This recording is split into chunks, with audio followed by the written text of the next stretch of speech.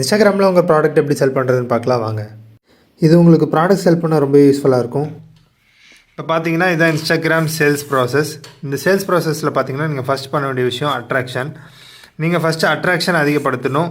உங்களோட பிராண்டு, உங்களோட ப்ராடக்ட்டை முதல்ல விசிபிலிட்டி பண்ணணும். உங்களோட பிராண்டோ ப்ராடக்ட்டோ ஃபஸ்ட்டு விசிபிள் ஆகிடுச்சுன்னா தென் பீப்புளுக்கு நீங்கள் ஃப்ரீ வேல்யூ நிறையா கொடுக்கணும்.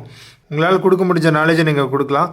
அது மட்டும் இல்லாமல் உங்கள் ப்ராடக்ட் ரிலேட்டடான அவேர்னஸையும் நீங்கள் கொடுக்கலாம். அது எப்போவுமே ஹை வேல்யூவாக இருக்கணும். தென் மூணாவதாக தேவைப்படுறது கனெக்ட் வித் பீப்புள். நீங்கள் ப்ராடக்ட் செல் பண்ணணும்னு நினச்சிங்கன்னா நீங்கள் ஃபஸ்ட்டு பீப்புள் கூட கனெக்ட் ஆகணும். பர்சனலாக அதுவும் ஒன்றா டிஎம்மில் கனெக்ட் ஆகலாம், இல்லைனா ஒரு ஃபோன் காலில் கனெக்ட் ஆகலாம், வாட்ஸ்அப்பில் கனெக்ட் ஆகலாம், இல்லைனா இமெயிலில் கனெக்ட் ஆகலாம். இதெல்லாம் கனெக்ட் ஆகிற மீடியம். ஸோ அவங்கள்ட்ட கனெக்ட் ஆனதுக்கப்புறம் இது எல்லாமே உங்களுக்கு ட்ரஸ்ட் பில்ட் பண்ணி கொடுக்கும். நீங்கள் ட்ரஸ்ட் பில்ட் பண்ணதுக்கப்புறம் தான் சேல்ஸையே ஆரம்பிக்கணும். நீங்கள் சேல்ஸ் ஆரம்பிக்கும்போது முக்கியமான மனசில் வச்சுக்க வேண்டிய பாயிண்ட், பீப்புளுக்கு அந்த ப்ராடக்ட் தேவையாக இருந்தால் மட்டும்தான் நீங்கள் அதை செல் பண்ணணும். பீப்புளுக்கு தேவையில்லைன்னு சொன்னாங்கன்னா நீங்கள் அவங்கள போய் டிஸ்டர்ப் பண்ணக்கூடாது. நல்லா ஞாபகம் வச்சுக்கோங்க.